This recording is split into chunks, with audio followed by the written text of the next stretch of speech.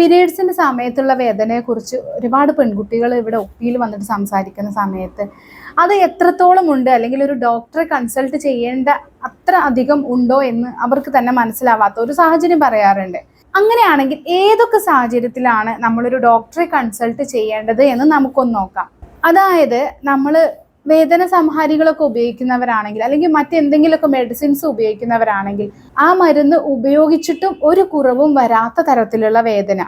പിന്നെ വേദന അതികഠിനമാവുകയും ദിവസങ്ങളോളം നീണ്ടു നിൽക്കുകയും ചെയ്യുന്ന തരത്തിലുള്ള വേദന, പനി, പിന്നെ ഹെവി ആയിട്ടുള്ള ബ്ലീഡിങ്, ദുർഗന്ധത്തോട് കൂടിയിട്ടുള്ള യോനിസ്രവം, ഇങ്ങനെയൊക്കെ ഉണ്ടെങ്കിൽ, അതുപോലെ സെക്ഷൽ കോണ്ടാക്റ്റിൽ ഏർപ്പെടുന്ന സമയത്ത് വേദനയുണ്ടെങ്കിൽ, പിന്നെ ഇത്രയും കാലം ഇല്ലാതെ ആദ്യമായിട്ട് സിവിയർ ആയിട്ടൊരു വേദന വരുന്ന സമയത്ത്,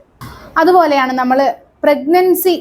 എക്സ്പെക്ട് ചെയ്ത് നിൽക്കുന്ന ഒരു മാസമാണെങ്കിൽ, ഇത്തരം സാഹചര്യങ്ങളിലൊക്കെ നമ്മൾ എന്തായാലും ഒരു ഡോക്ടറെ കൺസൾട്ട് ചെയ്ത് മറ്റ് പ്രശ്നങ്ങളൊന്നുമില്ല എന്ന് ഉറപ്പുവരുത്തേണ്ടത് അത്യാവശ്യമാണ്.